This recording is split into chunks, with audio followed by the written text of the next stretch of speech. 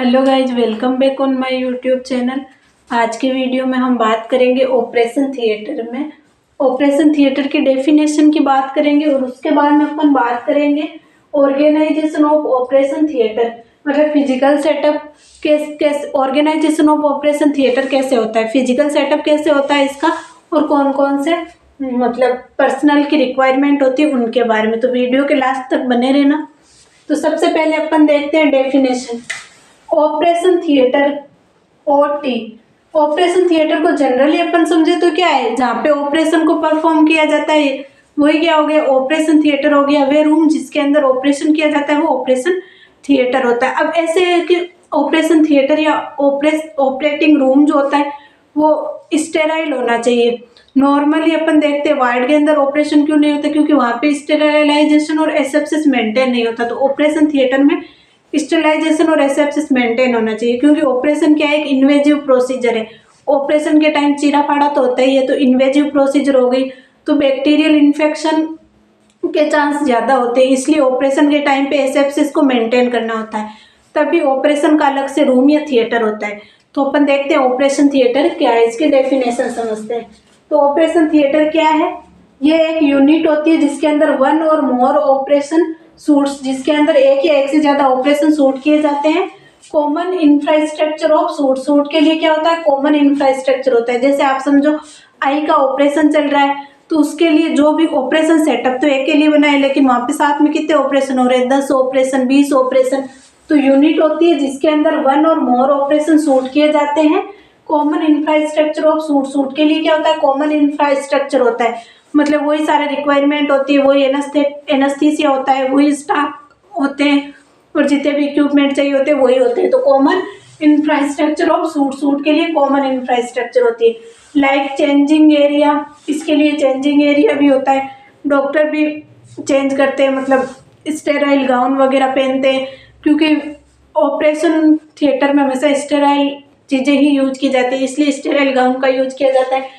Patient को भी जो ओटी के क्लॉथ होते हैं उनमें चेंज किया जाता है। तो एक चेंजिंग एरिया होता है, एक रिसेप्शन होता है। रिसेप्शन जहाँ पे मतलब रिसेप्शन आप समझ ही गए, जहाँ पे रिकॉर्ड किया जाएगा कि ऑपरेशन हो रहा है, इस पेशेंट का हो रहा है, एज वगैरह जितनी भी चीज़ें हैं वो। रिकवरी एरिया, रिकवरी एरिया जहाँ पे ऑपरेशन कंप्लीट हो चुका है वापस पेशेंट को रिकवरी में रखते हैं, तो वो रिकवरी रूम हो गया। सर्कुलेटिंग एरिया, सर्कुलेटिंग एरिया जहाँ से सर्कुलेट किया जाता है वो सर्कुलेटिंग एरिया होता है। आगे अपन पढ़ेंगे सर्कुलेटिंग नर्स भी होती है जो ऑपरेशन में मेन रोल प्ले करती है, इसके नेक्स्ट वीडियो में पढ़ेंगे अपन। अब ये तो क्या होगी, ऑपरेशन थिएटर की डेफिनेशन होगी। तो डेफिनेशन में तो इतना कुछ है नहीं, एक यूनिट होती है जिसके अंदर वन या मोर ऑपरेशन सूट्स किए जाते हैं, किसमें, इक्वल कॉमन इंफ्रास्ट्रक्चर सूट, जैसे changing area, reception, recovery area, circulating area. उसके साथ में वो अपन जनरल चीज़ आपको ऑपरेशन थिएटर के बारे में पता होना चाहिए। मैंने पहले ही बताया था ऑपरेशन क्या होता है, एक इन्वेजिव प्रोसीजर होता है।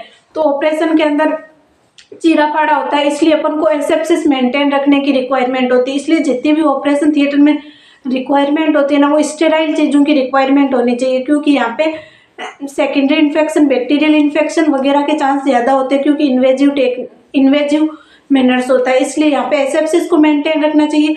और ऑपरेशन थिएटर हमेशा ऑपरेशन थिएटर, अब आगे अपन पढ़ लेते हैं, इसमें आ जाएगा, मैं पहले तो बताऊँ। फिजिकल सेटअप, ऑपरेशन थिएटर के लिए डेफिनेशन पढ़ लिया। अब अपन बात करते हैं ऑपरेशन थिएटर के लिए फिजिकल सेटअप क्या हो सकता है। तो फिजिकल सेटअप की बात करते हैं। तो फिजिकल सेटअप में separate clean area from contaminated area. Operation theatre के लिए जैसे मैंने अभी बताया था ना कि ऑपरेशन थिएटर वार्ड में नहीं हो सकता, अलग से रूम बनाया जाता है। कैसा रूम बनाया जाता है, separate clean area from contaminated area. Separate clean area होना चाहिए, क्योंकि ये इन्वेजिव प्रोसीजर होता है तो यहाँ पर इन्फेक्शन के चांस ज़्यादा हो सकते हैं। इसलिए क्या होना चाहिए, एक क्लीन एरिया होना चाहिए, सेपरेट एरिया होना चाहिए कंटामिनेटेड एरिया से। तो इसके लिए देखो लोकेशन, मतलब जो ऑपरेशन थिएटर है या ऑपरेशन रूम है वो कहाँ पे बनाया जाएगा, लोकेशन, साइज कितनी होनी चाहिए, रूम कितने होने चाहिए और जोनिंग क्या होती है उसमें, उसके बारे में बात करते हैं। तो ऑपरेशन थिएटर की लोकेशन कहाँ पर होना चाहिए, हाई फ्लोर पर होना चाहिए। आपने ये चीज़ मतलब देखा भी होगा, जो हॉस्पिटल 500 बेडेड है उसमें अपन ने देखा है जो ऑपरेशन थिएटर होते हैं वो मोस्टली ऊपर और ऊपर वाले फ्लोर पे होते हैं। क्यों होते हैं? क्योंकि ताकि पर्सन जो होते हैं ना उनका इनकमिंग आउटगोइंग कम हो सके, ताकि एसेप्सिस जो है वो इजीली मेंटेन हो सके। इसलिए जो हाई फ्लोर पर इसकी लोकेशन होनी चाहिए ताकि क्रॉस इन्फेक्शन कम हो सके, और वहाँ पे होनी चाहिए जहाँ से आईसीयू, ब्लड और सनलाइट और नॉइज की प्रॉब्लम ना हो। क्योंकि अगर बाई चांस कोई कॉम्प्लिकेशन हो गया तो इमरजेंसी वाला रूम पास में होना चाहिए, आईसीयू का रूम पास में होना चाहिए। क्योंकि अपन को पता है ऑपरेशन जो होता है वो एक क्रिटिकल कंडीशन होती है तभी होता है, ऐसे तो नॉर्मली हो नहीं सकता। तो ऑपरेशन रूम की लोकेशन हमेशा वहाँ पे होनी चाहिए जहाँ पे आईसीयू, ब्लड वाले या फिर जैसे एक्सरे, ये सारे रूम जो है वो पास में होने चाहिए। इमरजेंसी रूम, अगर बाई चांस कोई इमरजेंसी होगी और पेशेंट को शिफ्ट करना भी पड़ जाए तो भी पास में होना चाहिए। उसके साथ में वहाँ पे नॉइज की प्रॉब्लम नहीं होनी चाहिए और सनलाइट भी प्रॉपर रहनी चाहिए, सनलाइट की प्रॉब्लम भी नहीं होनी चाहिए। तो ये सारी चीज़ें जो होती है, इन चीज़ों को देख के इसकी लोकेशन डिसाइड की जाती है कि कहाँ पे होना चाहिए। उसके बाद में बात करते हैं ऑपरेशन थिएटर की साइज़ कितनी होनी चाहिए। तो ऑपरेशन थिएटर की साइज़ डिपेंड होती है। देखो, अगर जनरल ऑपरेशन हो रहा है लाइक आई ऑपरेशन या फिर अपेंडिक्स का ऑपरेशन, कोई बड़ा ऑपरेशन नहीं, स्पेशल ऑपरेशन नहीं, तो उस ऑपरेशन रूम की साइज होनी चाहिए 40 स्क्वायर मीटर्स। 40 स्क्वायर मीटर्स उसकी साइज होनी चाहिए। ऑपरेशन थिएटर की साइज मतलब ऑपरेटिंग रूम की साइज इतनी होनी चाहिए।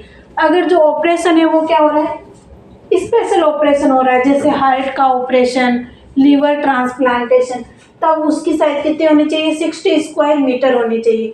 तो पहले अपन ने लोकेशन देखा, उसके बाद में साइज देखा, उसके बाद में बात करते हैं रूम। ऑपरेशन थिएटर में कितने रूम होने चाहिए। ऑपरेशन थिएटर में अपन को पता है एक रूम तो रिकवरी रूम ही होता है जहाँ पे पेशेंट को वापस रखा जाता है। एक रूम वो होता है जहाँ पे स्टाफ वगैरह चेंज करते हैं, मतलब स्टेराइल गाउन वगैरह पहनते हैं।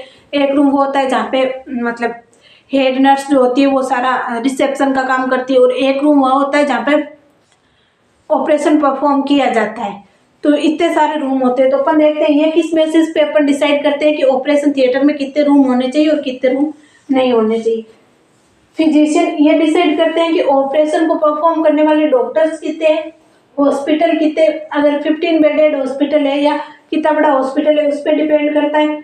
जो ऑपरेटिंग पेशेंट है वो कितने एक है, मतलब अगर पर डे ऑपरेशन ज़्यादा हो रहे हैं तो अपन को ऑपरेटिंग रूम भी जो होता है वो ज़्यादा रखने होते हैं। अगर पर डे ऑपरेशन ही कम हो रहे हैं तो अपन ऑपरेटिंग रूम कम रख सकते हैं। अगर ऑपरेटिंग करने वाली टीम ज़्यादा है तो उनके लिए टीम लाइक फिजिशियन हो गया, स्क्रब नर्स हो गई, ये सारे आ जाएंगे, अभी मैं बताऊंगी। तो इनको देखते हुए अपन क्या करते हैं, ऑपरेशन रूम को डिसाइड करते हैं। उसके बाद में जोनिंग। जोनिंग मतलब देखो, जोनिंग मतलब अभी मैं आपको समझाऊंगी। अनस्टेराइल जोन, सेमी स्टेराइल जोन और रेस्ट्रिक्टेड जोन। अनस्टेराइल जोन मतलब जहाँ पे एसेप्सिस को, अब ऐसे थोड़ी है, मतलब आप खुद समझो, इसके अंदर 3 रूम तो होते ही होते हैं ऑपरेशन थिएटर के अंदर। तो ऐसे थोड़ी सभी में एसेप्सिस को मेंटेन रख रहे हैं। हाँ, एसेप्सिस को मेंटेन रख रहे हैं लेकिन वहाँ पे रखना है जहाँ पे एक्चुअल में ऑपरेशन हो रहा है। ऐसे थोड़ी अपन मतलब रिकवरी एरिया में पेशेंट रिकवरी रूम में है और हम उनके जो रिलेटिव है उनको मिलने ही नहीं दे रहे, तो ऐसा नहीं होता। तो उसके बेसिस पे अपन क्या करते हैं, अनरेस्ट्रिक्टेड, सेमी रेस्ट्रिक्टेड और रेस्ट्रिक्टेड जोन डिसाइड करते हैं। अनरेस्ट्रिक्टेड जोन जहाँ पर मतलब अपन नॉर्मली जो अपने स्ट्रेट क्लॉथ है वो पहन के जा सकते हैं। अनरेस्ट्रिक्टेड क्लॉथ में मतलब कोई रेस्ट्रिक्शन नहीं है। सेमी रेस्ट्रिक्टेड में क्या करना होता है, अपन को गाउन मास्क वगैरह पहन के जाना होता है। कंप्लीटली रेस्ट्रिक्टेड रूम वो होता है जहाँ पे प्रॉपर ऑपरेशन परफॉर्म किया जाता है और वहाँ पर अपन को क्या होता है, स्टेराइल गाउन, स्टेराइल मास्क, सारी चीज़ें स्टेराइल और एसेप्सिस को मेंटेन करके ही जाना होता है। वरना अपन वहाँ पे अगर अपन स्टेराइल गाउन या पर्सनल प्रोटेक्टिव इक्विपमेंट स्टेराइल तरीके से किए हुए नहीं पहन के जाते तब अपन वहाँ पे एंटर नहीं कर सकते। तो वो एरिया होता है रिस्ट्रिक्टेड एरिया। तो ये अपन ने बात की। देखो, ऑर्गेनाइजेशन ऑफ ऑपरेशन थिएटर में 2 चीज़ें होती है। एक तो फिजिकल सेटअप। फिजिकल सेटअप मतलब ऑपरेशन थिएटर का सेटअप कैसा है, ऑपरेशन थिएटर का सेटअप कैसा है वो देखते हैं। दूसरा होता है ऑर्गेनाइजेशन ऑफ पर्सनल, क्योंकि ऑर्गेनाइजेशन ऑफ ओटी के ऑर्गेनाइजेशन में फिजिकल सेटअप भी होना चाहिए और पर्सन जो ऑपरेशन को परफॉर्म कर रहे हैं उनके बारे में भी पता होना चाहिए। तो ऑर्गेनाइजेशन ऑफ पर्सन में सबसे पहले कौन होंगे, फिजिशियन या डॉक्टर होंगे।